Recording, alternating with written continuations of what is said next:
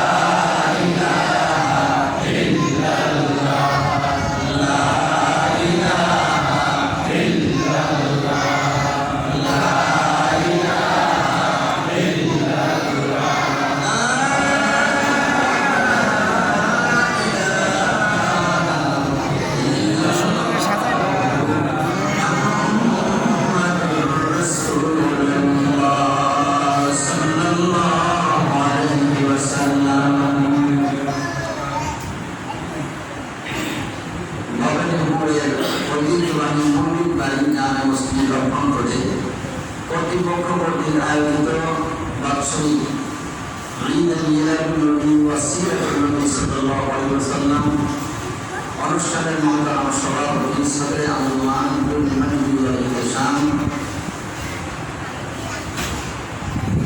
উপস্থিত রয়েছেন মসজিদের সম্মানিত ইমাম মুফতি জনাব হাফেজ মাওলানা আমিন হোসেন সাহেব মাদ্রাসাতুল আলিয়া।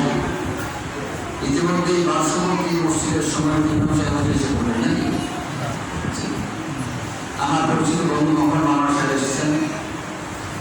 এছাড়াও এখানে উপস্থিত আছেন এলাকার সম্মানিত ধন্যবাদ ব্যক্তিবর্গ আমার পাশে আছেন ভাই সাহেব, মুরব্বির কিরাম মুসল্লিন আযম, আল্লাহর প্রিয় বান্দারা জনাব মুহাম্মদ আরবি সাল্লাল্লাহু আলাইহি ওয়াসাল্লামের প্রিয় উম্মতেরা, পর্দা আড়ালে অবস্থানরত পৃথিবীর হাসি শ্রেষ্ঠ সম্পদ আমাদের মা এবং বোনেরা সকলকে হৃদয়ের মণিকোঠা থেকে শুরু লগ্নে দিনই অভিবাদন বাণী জানাই, শান্তি বাণী পৌঁছাই, বিশ্ব শান্তির নিয়ামক বাণী বলতেছি। আসসালামু আলাইকুম ওয়া রাহমাতুল্লাহি ওয়া বারাকাতুহু। সবাই ভালো আছেন? আলহামদুলিল্লাহ।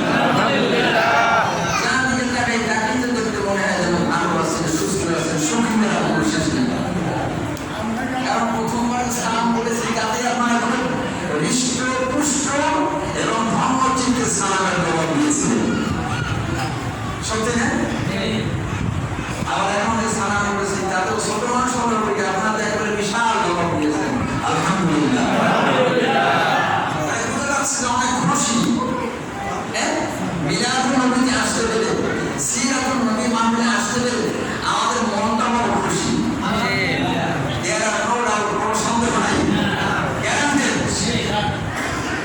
এখানে যিনি আনলেন না নিজেরাই আসছি, কত মানুষ আছে, হাত আছে, পা আছে, চোখে 10টা চোখে যা থাকে এক চোখে পাওয়া আছে, তারপরেও মসজিদে আসতে পারে না। কিন্তু অনেক অভাব থাকার পরেও, অনেক সমস্যা থাকার পরেও মসজিদে এসছে তো এসছে, আল্লাহ পাকের প্রিয় বান্দাদের খাতায় নাম লেখা হয়ে গেছে। এটা কিন্তু ইচ্ছে করলে হয় না। অনেক কোটি টাকা দিয়ে বিল্ডিং করে কিন্তু সহজ হবে না, আছে না? চতুর্দিকে কোনো পত্রিকা ছাড়া থাকলে একটু থামাই দিতে হবে। বাইরে যদি কোনো বয়স্ক মহল থাকেন, দরকার বাচ্চাদেরকে একটু থামাই দিয়ে ভিতরে ঢুকিয়ে দেন। আর ওরা যদি এসেই পড়ে তাহলে আপনাদের উপর দিকে মাঝখানে মাঝখানে বসে দেবেন। কি জানা বলছি না? কোটি টাকা দিয়ে বড় খায় কিন্তু সৌন্দর্য ঘটে না, আছে কি না? আবার অল্প কিছু টাকা পয়সা খরচ করেছে, এমন সুন্দর ঘর উঠেছে, আমাদের ঘরটা দিকে তাকাইলেই থাকি। সুতরাং বাহ্যিক ডেকোরেশন দিয়া, বাহ্যিক বেশভূষা দিয়া কিন্তু ইসলাম এবং ইসলামী ব্যক্তিত্ব পরিমাণ করা যায় না। এই দিলটা যত বেশি সাদা এবং লাইটিং আল্লাহর কাছে সে ততই বেশি। আমি এখানে আসার পরে অনেকেই বলেছিল যে এখানে কিন্তু আপনি আরো আসছিলেন না, আমি বলবো হয়তো অনেক আগে। এখন আমার এখন মনে পড়তেছে যে এই মসজিদে এক সময় আপনাদের এই জায়গায় মসজিদুর রহমান মাওলানা হুজুর ছিলেন, বুঝেছেন না? আমি একবার এখানে এসেছিলাম, তো সবসময় সব মেমোরিতে থাকে না। তো সে সময় আমি যেরকম আপনাদেরকে পেয়েছিলাম আজকাল ঠিক সেভাবেই পেয়েছি, যদিও এর মসজিদে অনেক বন্ধু হারাই গেছে। এই মসজিদ এত সুন্দর উঠানো উজালা করে আজকে তারা ঘরে বসে চলে গেছে। অনেকেই হুজুরই তো নাই। আল্লাহ পাক যারা চলে গেল সাত্বিকদের স্বপ্নকে বাস্তবায়ন করে আল্লাহ তাদেরকে জান্নাতুল ফেরদাউস নসিব করুন। এখন বলেন তো এটা কি মাস? রবিউল আউয়াল। আমি ভেবেছিলাম আমার সেই একটা ফেল করি কিনা, জিজ্ঞেস করলাম কি মাস? সেপ্টেম্বর মাস। এখন কিন্তু সেপ্টেম্বরের কোথা থেকে রবিউল আউয়াল তোমার সঙ্গে আসলো কি কোথা থেকে? রবিউল আউয়ালে তোমায় ডাকে সকলে, তুমি ডাকো উম্মতিয়া, উম্মতের কান্ডারি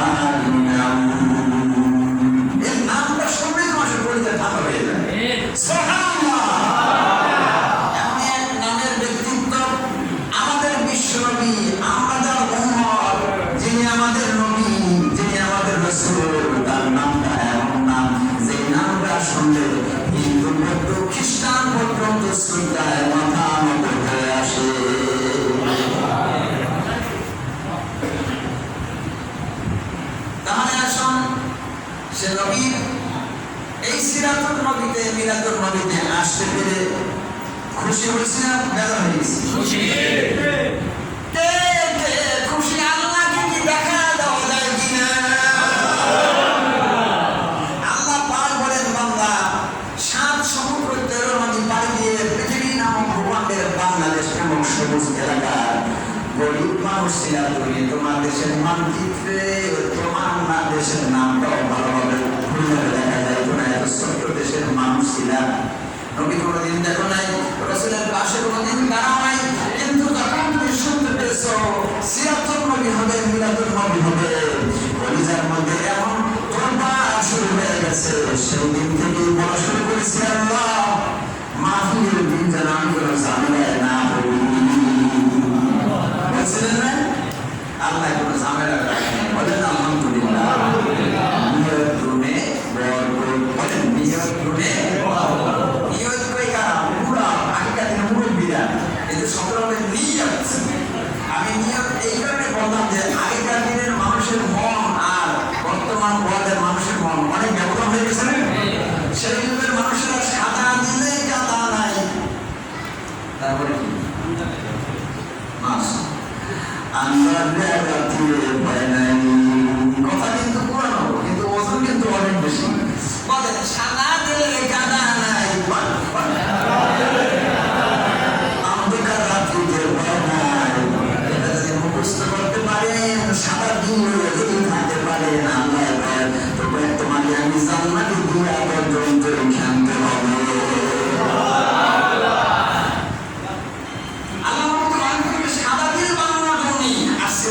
নাকি বলেন হিংসা, বিদ্বেষ, পরশ্রীকাতরতা, অহংকার সব নিমিষে মিটাই দিয়েছেন। শুধুমাত্র মানুষের পরিচয় তুলেছেন একটা বিষয়ের উপরে, মাত্র একটি বিষয়ের উপরে, তাকওয়া। মানে কি? অন্তরের তাকওয়া আর ইত্তেবায়ে ইসলাম বা ইত্তেবায়ে নবী। বলে সুবহানাল্লাহ। দুটি জিনিসের ভিত্তিতে পৃথিবীর সমস্ত মানুষকে এক সূত্রে গেঁথে দিয়েছিলেন। ধনীর উপরে গরিবের, সাদার উপরে কালোর, আজমির উপরে আরবির কোন ধরনের প্রাধান্য নাই, কারো উপরে কারো কোনো বরত্ব নাই, ছোটত্ব নাই। সমস্ত মানুষগুলির মধ্যে থেকে সেই ব্যক্তি আল্লাহর কাছে বড়। এমনকি ওটা পৃথিবীর সমস্ত মানুষ সমান, যে ব্যক্তি হৃদয়ের মধ্যে তাকওয়া আছে। সে কারণে তাকায় কি দেখবেন না যে মসজিদে নববীর সামনের সামিয়ানায় দাঁড়িয়ে নামাজ পড়তেছেন, আরশের মেহমান ইমামতি করতেছেন। আজকে আজিমের মেহমান কেডা? মুহাম্মদুর রাসূলুল্লাহ সাল্লাল্লাহু আলাইহি ওয়াসাল্লাম। পৃথিবীর সবচেয়ে সুন্দর মানুষ যিনি সামনের মুসল্লায় দাঁড়িয়ে নামাজ পড়তেছেন, আর পৃথিবীর সবচেয়ে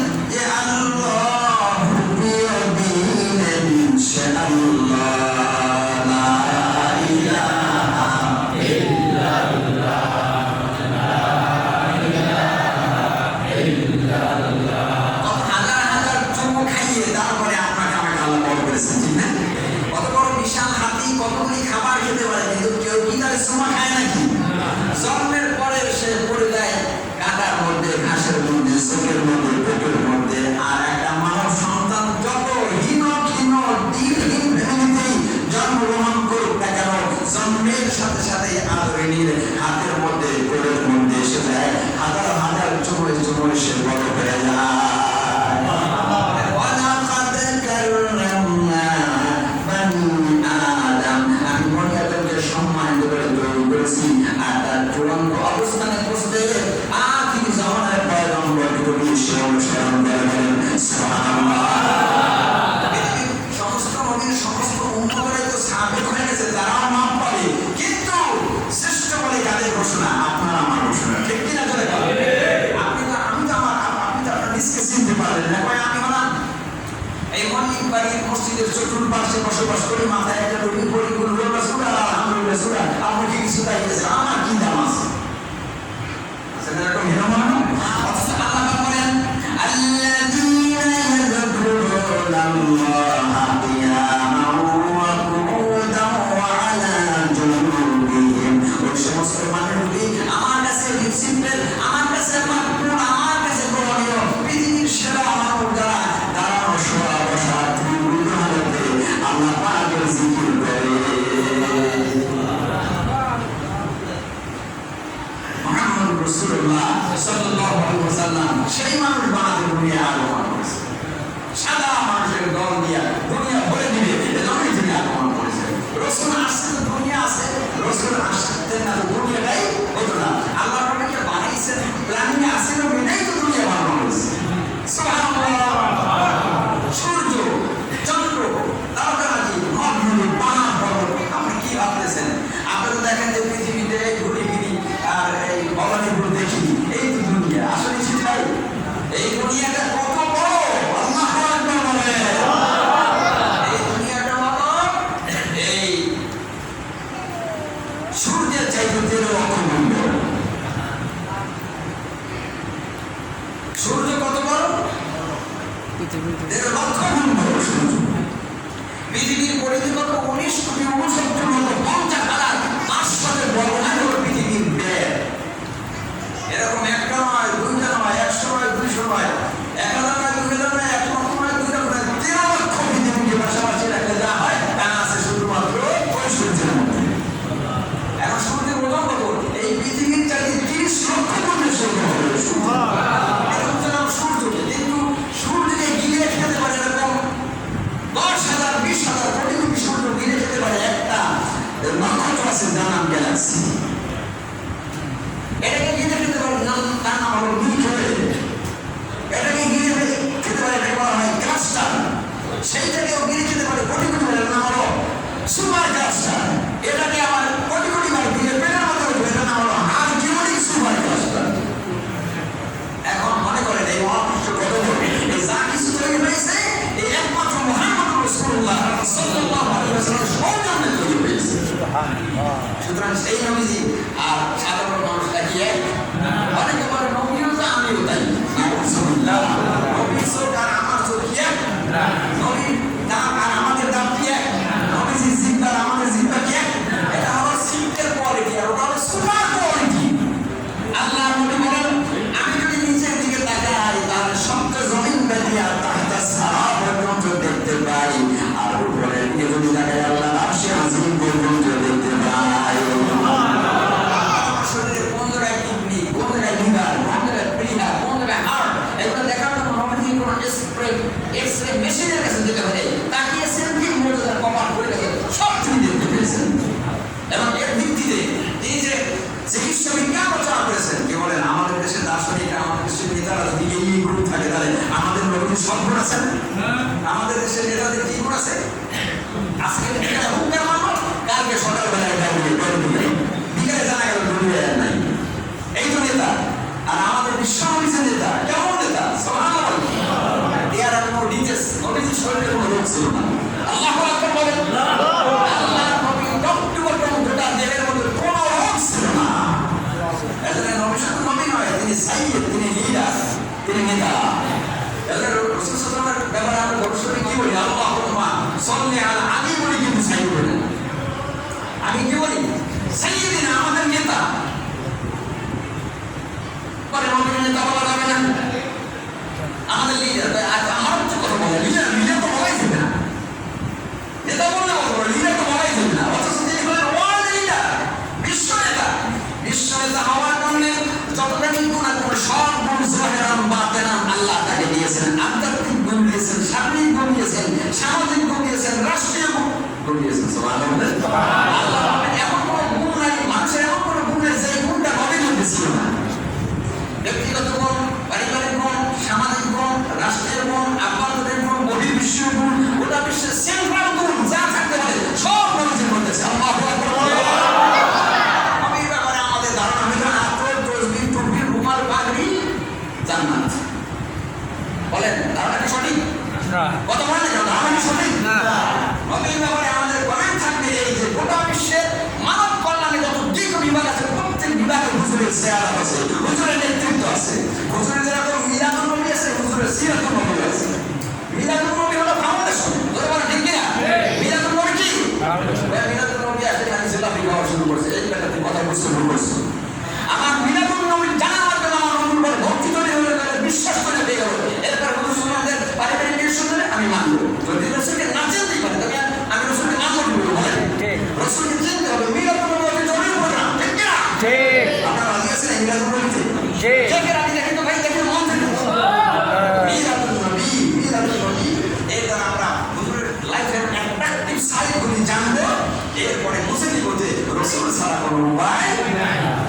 এখানে আমার সিদ্ধান্ত হবে, আল্লাহ পাক বলে দিয়েছেন আতাকুমুর রাসূল ফাখুযুহু ওয়া মা নাহাকুম আনহু ফান্তাহু। নবীজি যা নিয়ে আসছেন সেগুলি তোমরা পালন করবে, আর যেগুলি নিষেধ করেছেন ওটাকে তোমরা বর্জন করবে। তাহলে তো তোমরা হবে নবীদের চাইতে শ্রেষ্ঠ। নবী পার হয়ে গেছে না, সমস্ত নবীদের চাইতে মুহাম্মদের আল্লাহ উম্মতের নাম বেশি। কি মনে করতেছেন? কেন? সে তো শুধুমাত্র মিলাদ করবে না, সে তো শুধুমাত্র জিলাপি খাবে না, সে তার জীবনের সকল দিক ও বিভাগে আল্লাহর বিধান অনুযায়ী চলবে। আল্লাহু আকবার বলেন। আমি 5 ওয়াক্তের নামাজের সময় রাসূলের উম্মত, আর আমাদের বাইরে যে কয় ঘন্টা থাকবো দুনিয়ায় দিনে রাতে সব হলো শয়তানের উম্মত। আমার অবস্থা তো সেটাই হয়েছে। আমরা 5 ওয়াক্ত নামাজের সময় আতর মাখি, রুমাল দেই, পাগড়ি দেই, সব কিছু করি। নামাজ শেষ যেখানে কাজ করতে সেখানে ঘুষ, সুদ, দুর্নীতি, ঠিক বলে। ওই সমস্ত সময় আমি বললাম শয়তানের উম্মত, শয়তানের বান্দা, আর নামাজের সময় হলাম আল্লাহর বান্দা। আল্লাহ এই দিন কিন্তু বান্দাকে আমার বেহেশতে আমি দেবো না, আমার বেহেশতে যেতে হলে আমি আল্লাহর বান্দাই হতে হবে। রাজি আছেন আপনারা?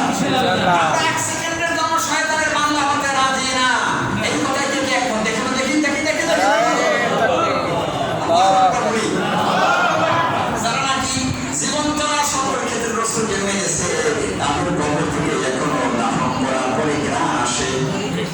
তাদের কবরে বছরের পর বছর, যুগের পর যুগ দাঁড়িয়ে কবরের লাশ থাকে, কিন্তু লাশ মাটিতে ধরতে সাহস পায় না। নামাজ পড়ে কবরে দেখা গিয়ে সুদ ঘুষ খাইয়া একটাও কবরের লাশ কিন্তু তাজা নাই, একটার কবর থেকে কিন্তু সুগন্ধি আসে না। কথা বলে গেল। সুতরাং আমরা ওই ক্ষণকালে আল্লাহর বান্দা আর ক্ষণকালে ওই আল্লাহর বিরোধী বান্দা, এটা হতে আমরা রাজি না। ঠিক আছে ভাই? আসুন কার জীবনী শুনতে আসছি। রসুল নামের ফুল এনেছি গাছে বিমানাকে, গাছে বিমানাকে সুবহানাল্লাহ। লা ইলাহা ইল্লাল্লাহ, লা ইলাহা ইল্লাল্লাহ, লা ইলাহা ইল্লাল্লাহ, লা ইলাহা ইল্লাল্লাহ,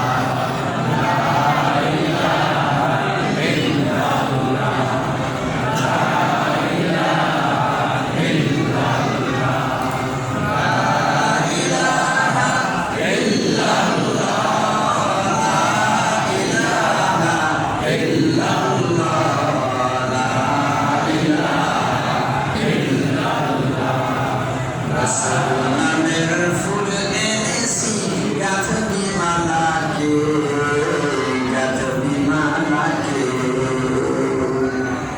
আমাদের দেশের একজন গায়ক ছিল, নাম ছিল আব্দুল আলিম। পল্লী গীতি গাইত না, যদিও গাইত গীতি পল্লী গীতি, কিন্তু ওর অনেকটার মধ্যেই আল্লাহ আল্লাহ নবীর গুণগান ছিল। ওই মালা গেছে রাখবো বেঁধে, আবার বলে ওই মালা গেছে রাখবো বেঁধে আল্লাহ তাআলাকে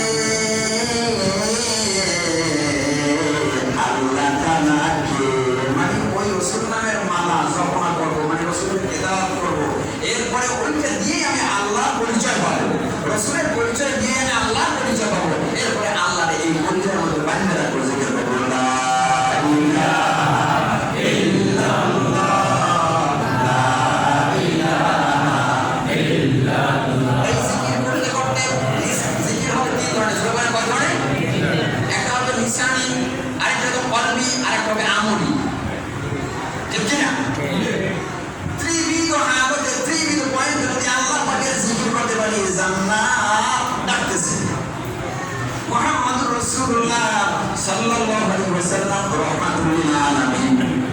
ঠিক না? আল্লাহ হলেন রব্বুল আলামিন আর মুহাম্মদ সাল্লাল্লাহু আলাইহি ওয়াসাল্লাম রাহমাতুল লিল আলামিন। এটা পৃথিবীকে আল্লাহ তাআলা লালন পালন করেন যে রহমতের ছোঁয়া যদি সৃষ্টি পেতে যায় মুহাম্মদুর রাসূলুল্লাহ কে লাগবে রাহমাতুল লিল আলামিন। আল্লাহ নবী এই ছেলেরা এই বছর একটা বড় হবে না মানে আলহামদুলিল্লাহ শিশুরা তো কথা লোড বুঝবে না বুঝলেন না এজন্য তাদেরকে বলবো যে আল্লাহ আপনি তাদেরকে একটু বসে দেন আল্লাহ দায়িত্ব নেন বলেন না ঠিক না আল্লাহ আপনাদেরকে বসে দেন দেখেন না কত নওজোয়ান মানুষ মুরব্বীরা মসজিদ আসে জুয়ানেরা মসজিদ ভরপুর করে দেয় বর্তমান কারেন্ট ওয়ার্ল্ডে জুয়ানেরা বিশ্বাসী মসজিদ যায় কারণ কি টেকনোলজির যুগ বিজ্ঞানের যুগ এজন্য যতই পড়ে ততই দেখে নবীর জীবনেই সত্য জীবনী নবীর জীবনেই সত্য গ্রন্থ এই বুঝতে পেরে ওরা আগে মসজিদ আসে বলে না আলহামদুলিল্লাহ। সুতরাং কিশোরদের জন্য যুবকদের জন্য দোয়া করা দরকার। আর এই মাইকরা আমাদের বাইরে যারা আছেন ভাইরা হাতে এরকম পায়ে পড়ে পড়ে যায় কোন সময় যেন চোখটা সিগারেট বন্ধ হয়ে যাবে আর তোর অনেক পৃথিবীতে আসা যাবে না যাওয়া লাগবে যার কাছ থেকে আসি তার কাছে অনুরোধ করে বলে দেয় মসজিদে বলে ভ্রমণ যদি দেখেন আমার বারান্দায় বসুন কিছু শুনুন আল্লাহ তাআলা এই সেটা আপনারে মাফ করে দেবেন আমাদের মাফ করে দেবেন না ভাই যে কোনো সময় চলে যাওয়া লাগতে পারে খবরদার দুনিয়ার রঙরসে বলে যে না এই পথে শুরুর পথ এই পথে শেষ পথ। নবী বলেন আমি রহমাতুল লিল আলামিন। আমার নবীজি বলেন আমার পর দরুদ শরীফ বলো উম্মি নবী ভাইয়া আল্লাহুম্মা সাল্লি আলা সাইয়্যিদিনা মুহাম্মাদিন নাবিয়্যিল উম্মি ওয়া আলিহি ওয়া সাল্লাম বলেছেন এই দরুদটা তো ফেমাস কেন আল্লাহ নবী বলেন এই দরুদটা বললে আমার কাছে বড় খুশি লাগে কারণ আমি অশিক্ষিত তোমরা আমাকে অশিক্ষিত বলেছো সুবহানাল্লাহ। দুনিয়ায় কোনো মানুষের তৈরি করা প্রতিষ্ঠান তিনি লেখাপড়া করেন নাই এই অর্থে তিনি অশিক্ষিত মানে এই শিক্ষা প্রতিষ্ঠান শিক্ষা তিনি নিজেকে বলতেছেন অশিক্ষিত নিরক্ষর অপরদিকে আবার ঘোষণা দিয়েছেন বুইসতু মুআল্লিমান আমি পৃথিবীতে আসছি শিক্ষক হয়ে সুবহানাল্লাহ বলেন দেখেন দ্বিমুখী কথা কিন্তু এর মধ্যে একটা মহা সত্য নিহিত আছে যে তিনি কারোর কাছ থেকে শিক্ষা নেয় মানে নিরক্ষর তবে আবার তিনি বলতেছেন আমি হলাম সবার শিক্ষক একথার মানে হলো এই দুনিয়ার মানুষের কাছে তিনি শিক্ষা গ্রহণ করেন নাই আল্লাহর পক্ষ থেকে মিডিয়া জিব্রাইল আলাইহিস সালামের মাধ্যমে এমন এক শিক্ষা গ্রহণ তিনি করেছেন যে শিক্ষা নীতি যদি বাস্তবায়ন হয়ে যায় পৃথিবীর কোথাও কোনো দুর্নীতি থাকবে না দুনিয়ার কোথাও কোনো ব্যবস্থিত কার্যকর থাকবে না দুনিয়ার কোথাও কোনো দুনিয়ার মানুষের সম্পদ নষ্ট করে নিজে আকাশ বিল্ডিং করার চিন্তা থাকবে না বলেন তো টাকা পয়সা যার বেশি আছে সে কি গরিব না টাকা পয়সা যার কম আছে সে গরিব আসলে টাকা পয়সা যার বেশি আছে ওই লোকটা গরিব কারণ যার 5 কোটি টাকা আছে সেটা আমার যদি 10 কোটি হতো ঠিক না ওনার ডিমান্ড ওনার অভাব হতো 10 কোটি আর যাদের 500 টাকা আছে সেটা ঠিক সে করে আমার আর 500 টাকা হতে পারে ওনার অভাব আছে কত 500 টাকা আর ওনার অভাব কত 5 কোটি টাকা।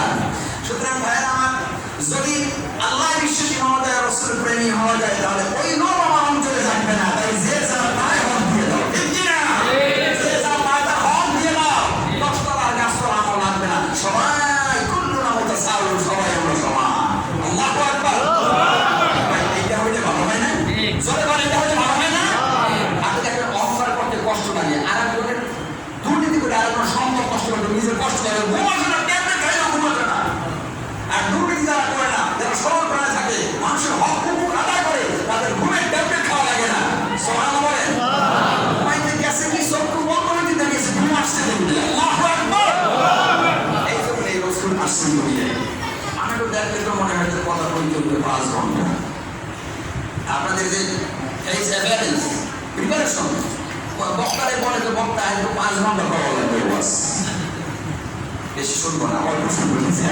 বেশি বলবো না অল্প বলবো আমার কি শুধু আপনারা করলে হবে না এই লোকের করা লাগবে আগে এই লোকের করা লাগবে বলেন তো আমার বলবো বলতে নাও বলেন আমি বুঝলেন আসলে মানে চাইয়ে না কবরে শুয়ে নেন না বুঝা যাবে সব ভাই না নিজে আল্লাহ আপনি আমাদেরকে তৌফিক দান করুন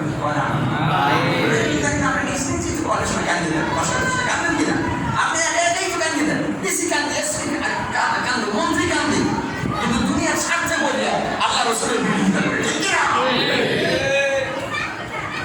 নবীদেরকে বলে আসছে রহমাতুল্লিল এমন রহমত এমন দয়ার প্রতি এই দুনিয়ার সন্তানগুলি আর কিছু না হলেও মা বাবার খেদমত করতে চায় আছে কিনা হয়তো বলবে আপনি বাইরে কিছু বিভ্রাট হয়ে যায় কিন্তু মনটা চায় যে মা বাবার খেদমত করবে তারপরে শীর্ষ খেদমতকার সন্তান এমন হয় এমন একটা টাইম তার উপরে পাস হয়ে যায় যখন সে মাকে কষ্ট দিতে বাধ্য থাকে আব্বাকে কষ্ট দিতে বাধ্য থাকে শৈশবকালে গর্ভকালীন কিন্তু মায়েরা বলেন আল্লাহু আকবার বলেন মা আমি না বলেন আমার গর্ভের মধ্যে যে একটি শিশু সন্তান আছে এটা যে আমাকে এসে বুঝতে দেয় নাই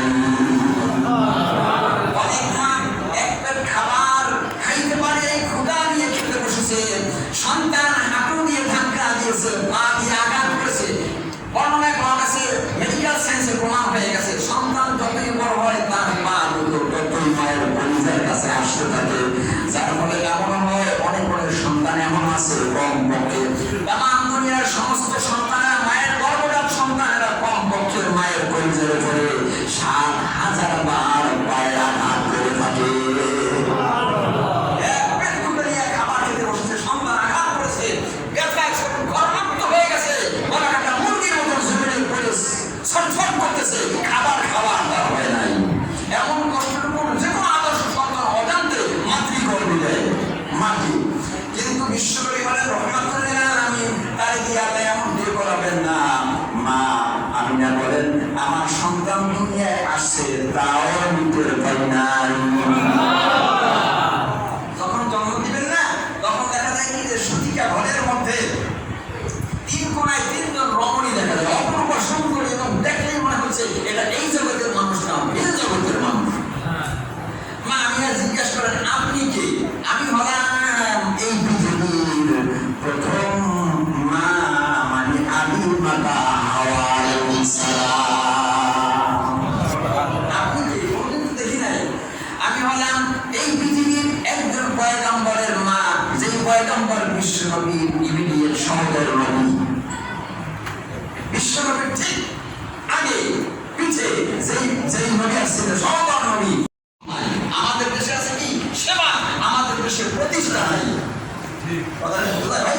একটু কানে কিনাবে একটু মনে লাগাবে আমাদের দেশে ইসলামের কি আছে সেবা কিন্তু ইসলামের প্রতিষ্ঠা কি আছে ইসলামের প্রতিষ্ঠা যেখানে আছে সেখানে অনেক শান্তি আছে বলে আলহামদুলিল্লাহ আপনি সৌদি আরবে যান ইসলামের অধিকাংশ রুলস এন্ড রেগুলেশন প্রতিষ্ঠিত আছে আমাদের দেশে শব্দ দূষণ ফিরানোর জন্য মানুষ কত কৌশল গ্রহণ করে তারপরে শব্দ দূষণ করে না ঠিক না বিয়া বাড়িতে গান দোকানে গান বাজারে গান এমনকি ব্যাংকের মধ্যে যদি সুবিধা পায় দেয় বাজাইয়া নিয়েছি ঠিক কিনা সব জায়গায় শুধু শব্দ দূষণ অথচ রাসূল আকরাম সাল্লাল্লাহু আলাইহি ওয়াসাল্লামের সামনে জোরে জোরে কথা বলিও না এই আয়াত দিয়ে বুঝাতে যাচ্ছেন যে শব্দ দূষণ করিও না লা তারফাউ আসওয়াতাকুম ফাওকা সাওতিন নবী এই কারণে আপনি দেখবেন মদিনার যদি দান দ্বারা গেছেন দেখবেন যে মদিনা শরীফের ক্যাম্পাসের মধ্যে ঢুকলে লক্ষ সেই মানুষগুলি মক্কায় সেই মানুষগুলি কিন্তু মদিনায় সুবহানাল্লাহ বলেন সেই মানুষগুলি মক্কায় ঘুরঘুর করে বেরিয়েছে মক্কার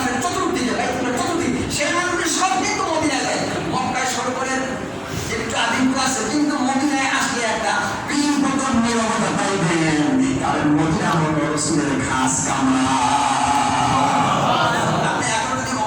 সৌদিতে যান তাহলে দেখবেন এই মাত্র ইনটেক করা কোটি কোটি টাকা দামিও গাড়িটা নিয়ে আসছে কেবল প্রথম রাস্তায় ছাড়ছে তার হুইসেল কত জোরে হয় কথা বলেন না তার হার্ট ব্রেক কত জোরে হয় কিন্তু আপনি দেখবেন ইসলাম থাকার কারণে কোরআনের ডিরেকশন থাকার কারণে সমস্ত গাড়িগুলি ডান পাশ দিয়ে চলতেছে আর শব্দ দূষণের নীতি তারা মানতেছে যার ফলে এত হাজার হাজার কোটি কোটি গাড়ি আপনি 3-4টা শব্দ শুনতে পারেন ইনশাআল্লাহ বলেন এছাড়া আপনি শব্দ শুনবেন না আর অল্প বড় দামিও গাড়ি এত বড় দামিও হাজিদেরকে নিয়ে দামিও ব্যক্তিদেরকে নিয়ে চলে সামনে যদি একটা ঘোড়া মুড়া মানুষ পড়ে সঙ্গে সঙ্গে 100 হাত দূর থেকে গাড়িটা সরু বানাইয়া এটা হয়েছে কি দিয়া ইসলাম দিয়া আর একটা দেশে ইসলাম প্রতিষ্ঠিত হয়ে গেল সেই দেশটার মধ্যে ফরেনাররা আসলো হোটেলের মধ্যে ঢুকলো ইসলাম প্রতিষ্ঠিত হওয়ার আগে ঢোকে টাকা দেয় বেশি খাদ্য পায় কম যাও দেয় হোটেলে খাদ্য তাও আর 5 মিটার বাংলা কিছুদিন করছে, দোকান করে টাকা দেয় কোন পরিমাণে, খাদ্য আসে বেশি, কিন্তু যা আসে সব বড় তারা কষ্ট। কেন আমার তো খবর জানে না, বলে ব্যাপারটা কি, আগে আসতাম টাকা দিতাম বেশি আর পাইতাম খাওয়ান কম, ব্যাপার কি, আর এখন টাকা দিই কম পাইও বেশি, আবার তাদের করো না। তোমরা জানো না কোরআনে কারিমে সমাদার হয়ে গেছে, ভাইদের খেদমতে আরজ করছি, বেশি কথা নয়। আমরা কি রসুলের শুধু মিলাদটাই মানবো না, সিরাতটাও মানবো। সিরাত মানে কি, রসুলের জীবনের কর্ম প্রণালী, এটাকে বলা হয় কি সিরাত। কেমনে খাইছেন, কেমনে শুনছেন, কেমনে হাসছেন, কেমনে অর্থনৈতিক লেনদেন করছেন, কেমনে সামাজিক। আল্লাহ নবী কিন্তু বিচার ব্যবস্থা করেছে, আপনারা জানেন না? আল্লাহ নবী নিজের হাতে বিচার করছেন না, তারপরে আল্লাহ নবী ডাক্তারি করছেন না। আমাদের ইমাম সাহেবের কাছে কেউ বিচার নিয়ে আসে না, ডাক্তারি কোনো বিষয়ে নিয়ে আসে না, সব অন্য জায়গায়। অথচ উচিত ছিল মসজিদে ইমাম যিনি থাকবেন তিনি সমাজের সমস্ত বিষয়ের সলিউশন দিবেন। বলেন সুবহানাল্লাহ। আমরা এখান থেকে আমরা আস্তে আস্তে আগে যাবো, রাজি আছেন ইনশাআল্লাহ? আল্লাহ তাআলা আমাদের তৌফিক দান করুন, সবাই বলেন আমিন।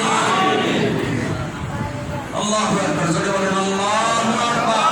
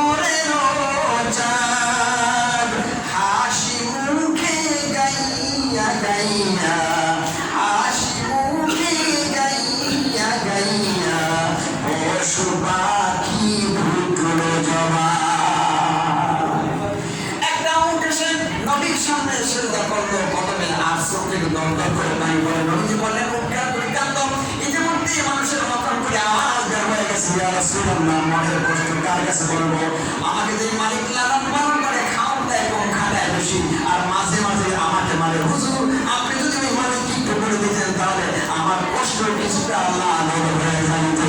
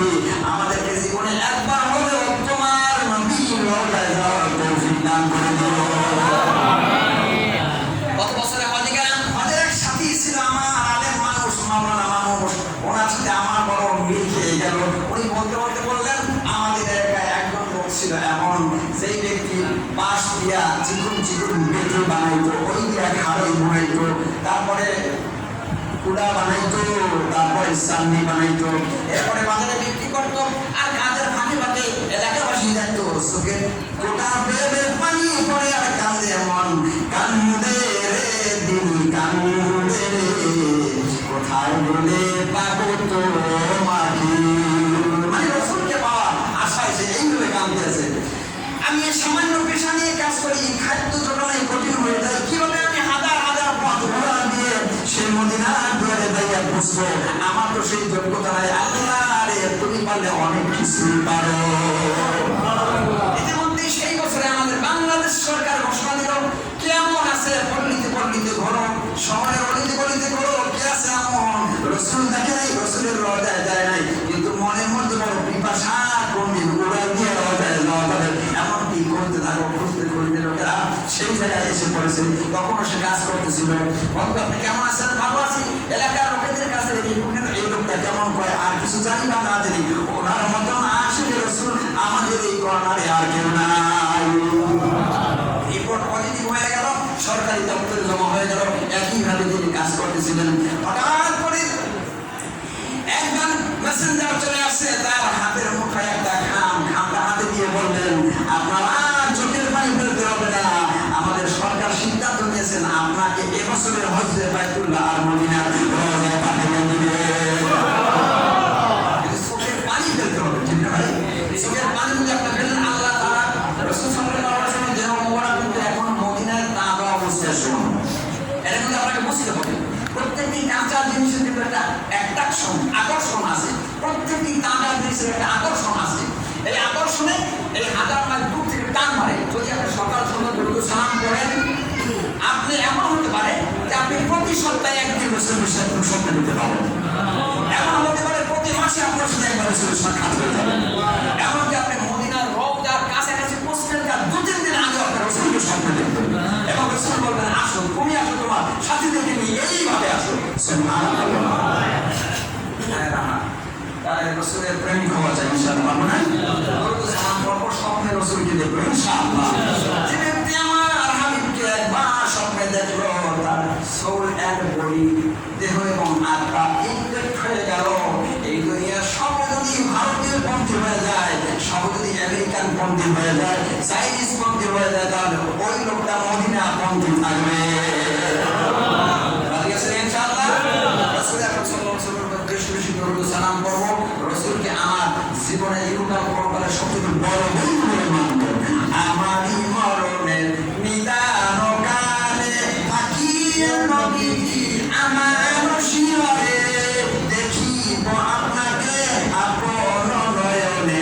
ইয়া রাসূলুল্লাহ, ইয়া হাবিবাল্লাহ, ইয়া রাসূলুল্লাহ, ইয়া হাবিবাল্লাহ। দয়াল নবীর দেশে যাব, কে যাবি রে আয়। এই মানে আমাদের কাছাকাছি যে দরবার, সবসিনা দরবারের লোকেরা এই গানগুলি বেশি করে। দয়াল নবীর